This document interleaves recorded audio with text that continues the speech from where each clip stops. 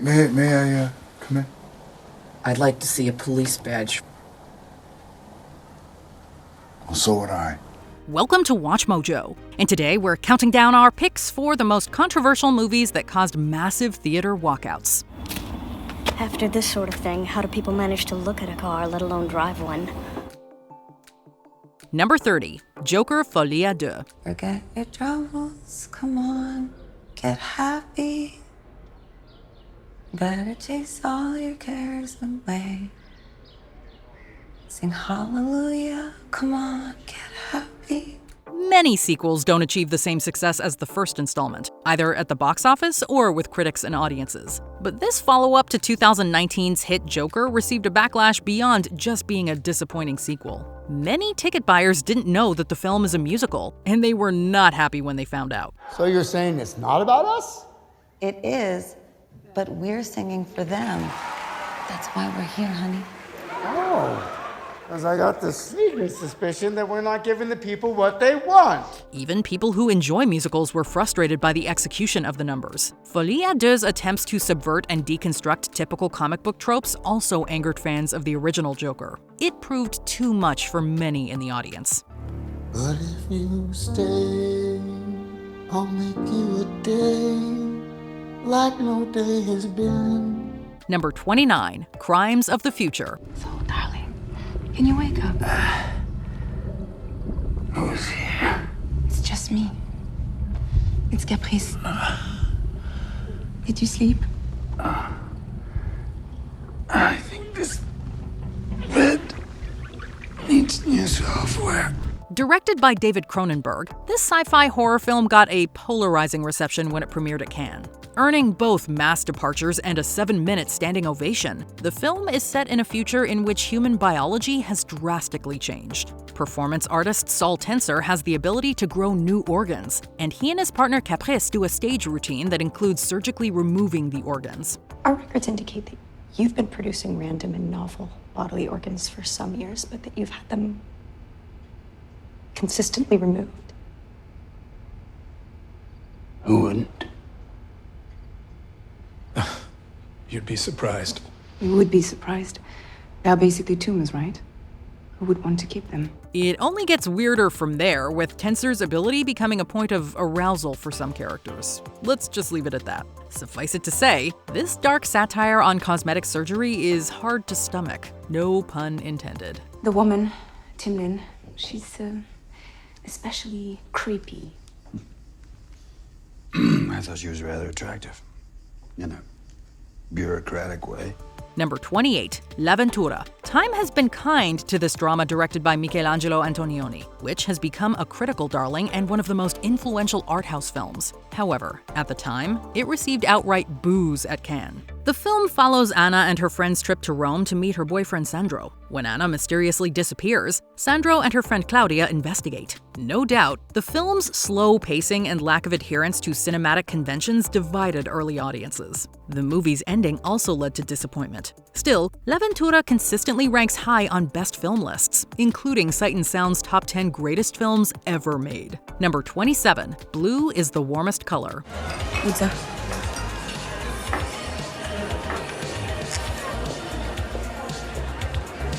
Alors? T'aimes bien? Honnêtement? Tu veux pas te vexer? Bah non, vas-y. Je trouve ça un peu dégueu. This controversial coming-of-age love story had not only many in the audience leaving, but also scandals breaking. Based on a graphic novel, the film follows introverted high schooler Adele as she falls in love with aspiring painter Emma, and the couple's ups, downs, and eventual breakup. En fait, Sartre pose comme principe que l'existence précède l'essence. C'est-à-dire qu'en fait, on est au monde, on existe, et c'est qu'ensuite qu'on se définit par ses actes. En fait, ça nous donne une grande responsabilité. Mais je crois que je l'ai lu. Même d'ailleurs, je l'ai lu en fait. Ah ouais? Ouais, mais j'ai rien compris.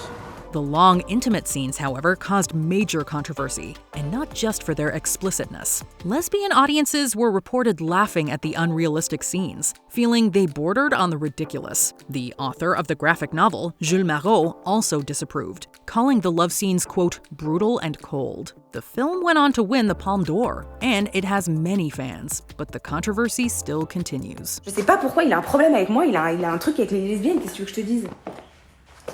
Moi, je veux bien expliquer mes toiles, je veux bien raconter pourquoi, comment, qu'est-ce qui m'inspire, mais je veux pas commencer à rentrer dans les détails de choses intimes, quoi. Et moi, j'ai pas à me justifier de qui je suis et il y a des choses que j'ai pas envie de lui dire aussi, tu vois. Number 26, Baskin. Ama böyle bir hatun yok oğlum. Görmemişsindir yani. Ne diyeyim ben sana biliyor musun? Neydi lan bu Victoria's Secret mi bir şey vardı ya? Victoria's Secret manken. Öyle kadın abi. Bulamazsın. Yok yani. Neyse abi aldım ben bunu gidiyoruz. Sen aldın bunu gidiyorsun. Abi. Nasıl aldın? Nasıl alacağım ya? Victoria's Secret diyorsun ya Allah. Maslak'tan iyi Victoria's Secret man. 5 police officers answer a call to an abandoned building. It's a simple premise that belies the real ordeal of watching this Turkish film. Directed by Can Evrenol, Baskin takes body horror to its limits, including gnarled hands, squishy intestines, and meat on hooks. Lots of it. We won't go into any further detail. Lan abi, neye çarptık biz? Çarptık oğlum çarptık üstünden geçtik adamın. Biz yaptık takırdık. Emin misin oğlum? Ya ne emin misin ya? Lan oğlum nerede hani? Suffice it to say, the extreme gore prompted a big chunk of the audience to flee, from its uncomfortable prologue to its final twist. The audience exodus didn't hurt the film's home box office ultimately, but for those with weak stomachs, there's a good reason to stay away. Sesimi duyan var mı? Kimse var mı? Alo! İçeride kimse var mı? Kime diyoruz lan? Number 25, The Brown Bunny. Bunny looks so small still. She's had that bunny rabbit a long time. That's the cutest bunny. Where do you live now? I live in Los Angeles. Daisy and I live together in Los Angeles. We have a small house. Directed by and starring Vincent Gallo, this film about a motorcycle racer on a cross-country trip premiered at Cannes to a lot of jeering. The film overall received mixed reviews and outright pans. Why the fuss? There is an explicit sex scene performed by actress Chloe Sevigny on Gallo that was controversial, as it appeared to be completely unsimulated. Hi, bud. I got your note. I have to use the bathroom. There was also a very public feud between Gallo and critic Roger Ebert. Ebert panned the movie as the worst that ever premiered at Cannes, and Gallo responded with insults. Since then, The Brown Bunny has gained a bit of a cult following. Even Ebert revised his opinion when he saw the re-edit. All's well that ends well. Can I hug you, bud?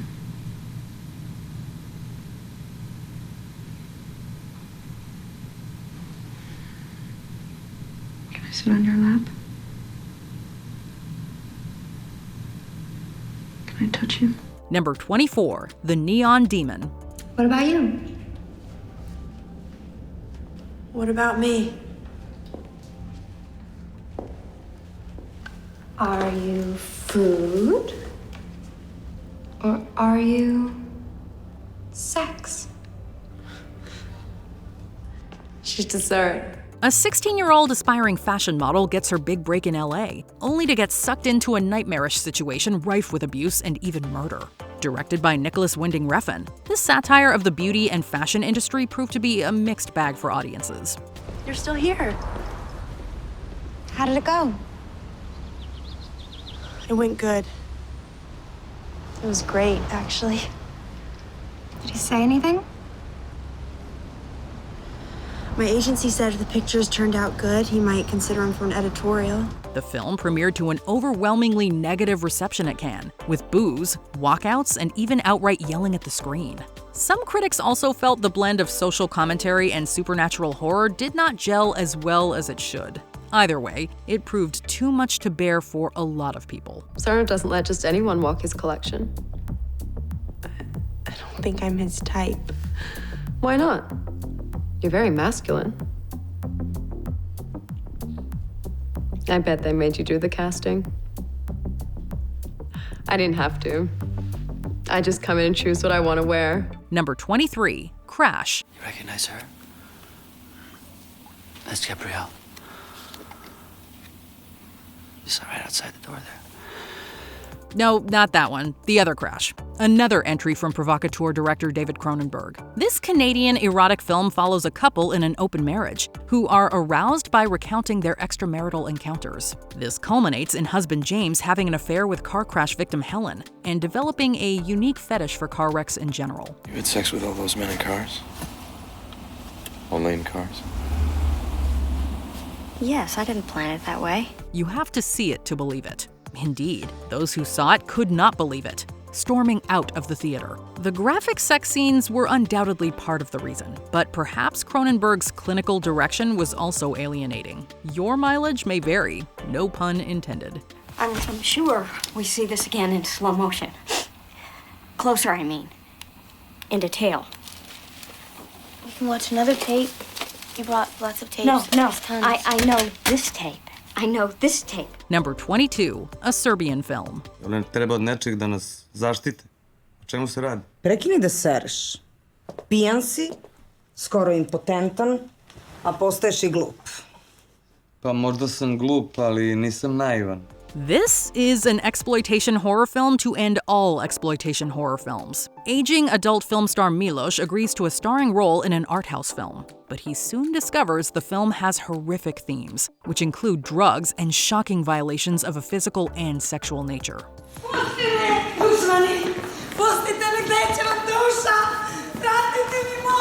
A Serbian film's transgressive imagery was so difficult to watch that it was banned in several countries. Some critics even consider it the most disturbing movie ever made. The film's director defended the film as a political allegory, but one thing's for sure, it's an allegory that will haunt anyone who sees it.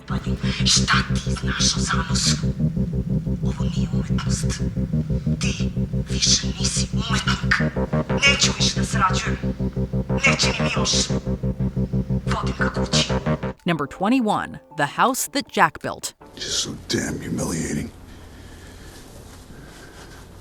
You know, being forced to stand out there, exposed. Time and time again, have to be put in these situations. I don't know why. Directed by Lars von Trier, this horror film about a serial killer named Jack premiered at Cannes to massive outrage and controversy. It follows Jack on a journey through hell, during which he recounts his years of disgusting deeds. There is the killing of human beings, including children, which is hard to stomach as it is. The scene depicting animal cruelty triggered a storm of consternation as well. You're not just gonna leave me here. In fact, yes, that is kind of what I was thinking. I'm sure there'll be another serial killer passing by who can give you a lift back to Sonny's.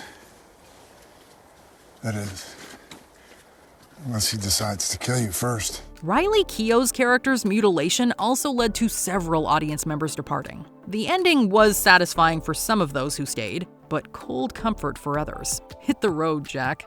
You call that screaming? Help! Help! Help! Yes! Help! There's a murderer in the building! It's Mr. Sophistication! Number 20, Caligula. If they were good men, how could their beloved emperor find them guilty? Do the words erotic historical drama get you excited? No? Unfortunately for this film, its strange concept was not the only thing it had working against it. They were appalled. I do hope so. In spite of featuring performances from Malcolm McDowell, Helen Mirren, and Peter O'Toole, a part for which he was praised, the film was heavily criticized for its violence and for featuring unsimulated sex throughout. If you're wondering who specifically walked out of this one, the answer is Roger Ebert himself, who described the film as, quote, sickening, utterly worthless, shameful trash. Although considered a cult classic by some, the film is still divisive to this day. Let them hate me, so long as they fear me. Number 19, Fight Club. The first rule of Fight Club is, you do not talk about Fight Club. The second rule of Fight Club is, you do not talk about Fight Club. If Fight Club is anything, it's provocative. It bizarrely manages to strike a balance between pavement-level grounded and borderline absurd, all while deftly telling the story of a man who's been pushed over the edge of societal norms to break with reality. What are we doing tonight? Tonight, we make soap. A movie like that's pretty weird, and needless to say, not everyone got it. As if that wasn't bizarre enough, the scenes of raw, animalistic violence and something about getting covered in human fat were enough to push people over the edge. Fight Club's awesome. It's just not for everyone. Things you own end up owning you. Number 18, The Revenant. Leo worked hard for his Oscar, and Alejandro G. Iñárritu is a genius, but The Revenant is pretty much just 2.5 hours of a guy trying not to die. It's a harrowing journey that explores the limits of a man and how far he'll go to not only survive, but also to take revenge. It has a couple of scenes that are hard to watch, but the real kicker is the bear attack scene, which, like the rest of the film, strives for realism in the most gut-wrenching fashion possible. For some, watching a bear rip into Leonardo DiCaprio was just too much.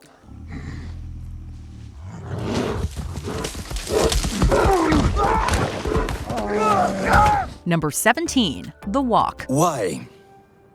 That is the question people ask me most. In 1974, Philippe Petit performed the daring feat of walking on a high wire between the two towers of the World Trade Center. The 2015 film The Walk tried to capture this feat, and to do so, shot the film in IMAX 3D. All right, you get him.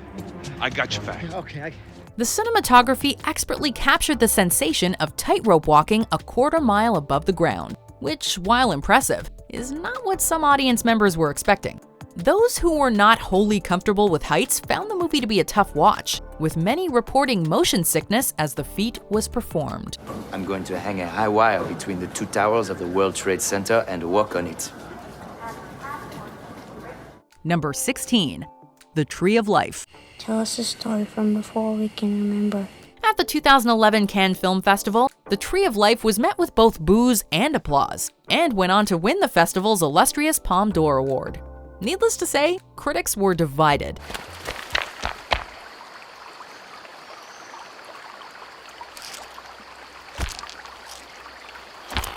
As were audiences. One of the film's stars, Sean Penn, stated that he did not find the same beauty and emotion in the final film as he did in the script, in no small part thanks to the film's convoluted narrative. While ambitious, and by some accounts a masterpiece, many audience members just wanted a movie they could sit down with some popcorn and enjoy. It could be better. Number 15, The Passion of the Christ.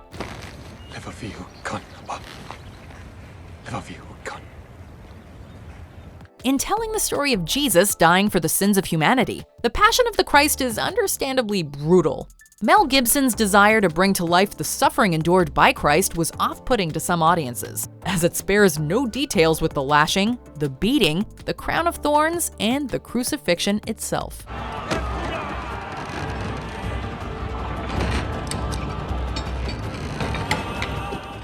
One woman actually experienced a fatal heart attack while watching the climactic scene of the film. Needless to say, if you were looking for something to complement your Sunday school lesson, this might not be it.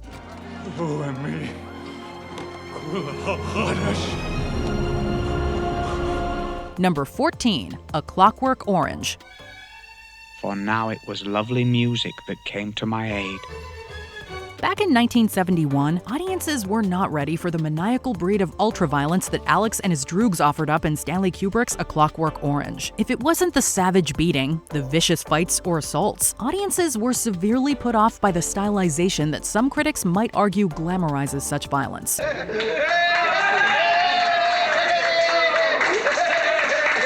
Those who stayed to watch the end of the film were rewarded with a discussion of free will and humanity's baser instincts in a modern society, but it was understandably a little much for some. I've learned my lesson, sir. I see now what I've never seen before. I'm cured. Praise God. Number 13, Pink Flamingos. I'm the filthiest person alive. That's who I am. John Waters created Pink Flamingos as his first entry into his trash trilogy. With the tagline, "An exercise in poor taste," this now cult film was an ode to the counterculture of its day, and made a deliberate effort to push its audience as far as it could. We might be in the mood for a barbecue. Get what I mean? A human barbecue. The film focuses on a drag queen known as, quote, the filthiest person alive. We'll see who's the filthiest person alive. We'll just see! If the nudity and profanity wasn't enough to throw an audience's day off, those who stayed to the end got to see the main character eating, well, you'll actually have to see that for yourself. Filth are my politics. Filth is my life. Number 12, Swiss Army Man. This is you. This is your body. The response to Swiss Army Man at the 2016 Sundance Film Festival was sort of a two-part process. At first, screenings of the surrealist comedy had to turn audiences away from packed viewing rooms. That is, until the film actually started. Then, it became more of a challenge to keep audiences in their seats, as many decided that a film starring Daniel Radcliffe of Harry Potter fame as a farting corpse was just too much for them to handle. To be fair, there has also been positive critical appraisal of Swiss Army Man, but that mattered little to audience members who preferred to hit the bricks. Okay, buddy. Number 11, Antichrist. There is nothing atypical about your grief. Lars von Trier is no stranger to cinematic controversy, and the art house horror flick Antichrist is one such example. Why he decided scenes where both Willem Dafoe and Charlotte Gainsbourg have their nether regions altered in particularly gruesome fashion were absolutely necessary is anyone's guess. Audiences and critics varied between obsession and repulsion at the end results of von Trier's work, with many screenings of the film being notable for members of the audience just not being able to handle the horror Antichrist set on screen. Apparently not. Number 10, 127 Hours.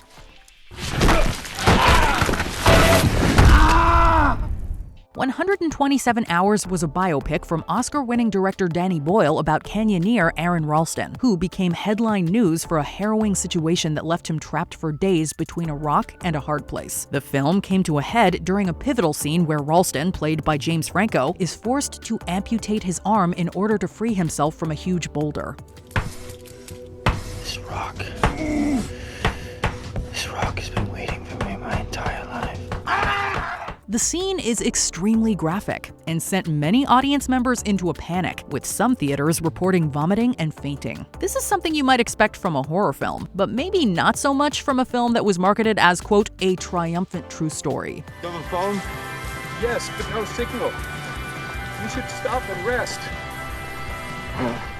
Number 9, Raw. The French-Belgian horror film Raw raised eyebrows with its realistic and disturbing portrayal of on-screen cannibalism. The film describes the descent into madness of a vegetarian college student who is hazed and forced into eating raw rabbit. It's after this traumatic incident that she develops a taste for violence and human flesh, and it's these scenes that reportedly sent audiences into physical panic, with some becoming ill in the theater, passing out, or otherwise running the hell away from what was clearly a successfully horrific film. Y a rien d'autre qui t'intéressait sur le menu? J'espère qu'il était bon, moi. Number 8, Pulp Fiction. You know what they call a quarter pounder of cheese in France? No. Tell them, Vincent. Royale with cheese.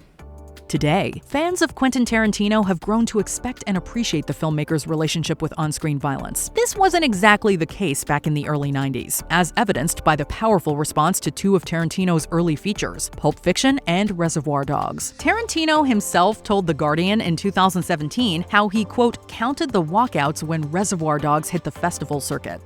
Pulp Fiction didn't fare much better, with some audiences, perhaps unused to Tarantino's stylized vision and emphatic violence, walking out of theaters in protest. You will know my name is the Lord when I lay my vengeance upon thee. The film was even booed at the 1994 Cannes Film Festival by audiences who felt that it wasn't deserving of the Palme d'Or, the festival's highest honor. Number 7. Irréversible. Gaspard Noé is like many other directors on this list, in that he's unafraid of exploring even the most disturbing of subject matters within his search for artistic expression. Case in point, the brutal and unflinching assault scene in Noé's 2002 film Irréversible, which had audiences around the world walking out of screenings. The film, which is also full of physical violence and offensive language, even reportedly featured the presence of infrasound, a lowered frequency that is said to subconsciously induce fear, tension, and nausea. All of these aspects make Noé's Irréversible a film that definitely is not for the squeamish. Number 6. Freaks. You'll have to hurry. We haven't much time. Featuring circus performers with real deformities, this pre-code film from the 30s was originally 90 minutes long, but the studio viewed the film as too shocking to be released. Oh, gee. Ain't it cute? What is it? A girl. Oh, boy, that's great, and it's going to have a beard. If you're hoping we're gonna have some juicy footage from the extended cut here, sorry, that footage is by all accounts gone forever. In spite of the extensive cuts, some audience members were still unable to stomach the content. Sure, by today's standards, it may not seem like it's that big of a deal, but in 1932, you can rest assured this film caused quite the stir. Why should they laugh at you? Most big people do. They don't realize I'm a man with the same feelings they have. Number 5. Saving Private Ryan. Keep those actions clear. We'll see you on the beach. Saving Private Ryan is now regarded as one of the greatest war films of all time due to its harrowing depiction of the realities of World War II. The opening scene of soldiers landing on Omaha Beach was so visceral and anxiety-inducing, it overwhelmed some viewers to the point of walking out of the cinema, particularly veterans.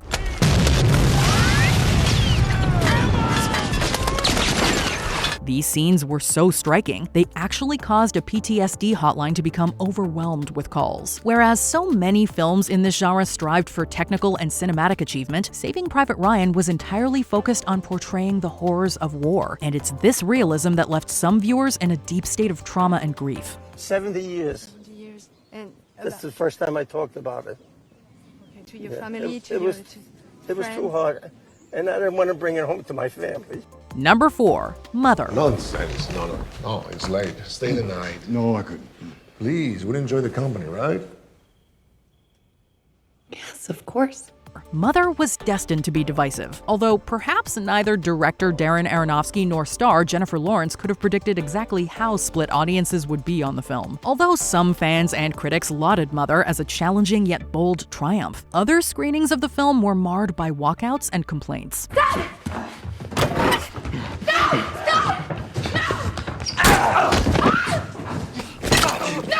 Some audience members even went so far as to demand refunds for their unpleasant experience, a move which perhaps mirrors Aronofsky's desire to provoke better than any actual scene in the finished product. Do you hear that? That is the sound of life. That is the sound of humanity.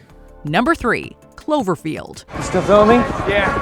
People are gonna want to know how it all went down. There are many different reasons why people walk out of movies, some of which have absolutely nothing to do with the film's content. Take Cloverfield, for example, a throwback to old-school monster movies with a very modern twist. The found footage shooting style. I don't know, something else. Also terrible. Many audience members were actually enjoying Cloverfield during its big-time box office opening back in 2008, but still found themselves searching for the door before the film's destructive climax. This was due to the often shaky and jarring camera work that comes part and parcel with the found footage style, an approach that left many moviegoers physically ill and nauseous. Is this thing on? Look out! Babe, it's not my camera. I don't know if it's the on button or the zoom button. Number 2. The Blair Witch Project. This is a very long day. A very wet, very long day. The Blair Witch Project had the perfect amount of parameters to make it successful. First off, the film's viral marketing gave it a massive groundswell of hype before it even hit screens in 1999. Once audiences did catch a glimpse of the Blair Witch Project, however, it made national news again. This time for reports of audiences walking out of the theater or becoming physically ill. Oh my God, what the f*** is that? What the f*** is that? Many audiences weren't used to the found footage style of filmmaking back in the late 90s, or the dizzying effect it can have, not to mention the fact that many fans were also scared witless by the film's overall execution. So call this one a win-win. That's your motivation! You stop.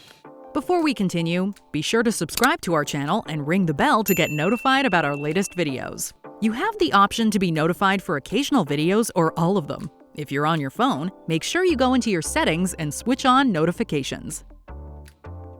Number 1. The Exorcist. How long are you planning to stay in Reagan? Until she rots and lies stinking in the earth. We come now to the granddaddy of them all, the massive horror hit that sent audiences screaming and into a panic back in 1973. Audiences around the world cried, fainted, screamed, and ran out of theaters that were screening director William Friedkin's satanic classic, with some proclaiming the film to just be pure evil. Do something, Doctor, please help her. Maybe it's the combination of The Exorcist's amazing special effects, music, and cinematography, or perhaps the occult themes and religious allegory contained within the film make it so scary. Whatever the reason, The Exorcist absolutely terrified audiences and remains a startling example of the power of film. The Lord be with you, and also with you. Which controversial film had you running from the theater? Let us know in the comments down below. So you don't think this is me? Well, maybe, you don't know who I really was. Did you enjoy this video? Check out these other clips from WatchMojo, and be sure to subscribe and ring the bell to be notified about our latest videos.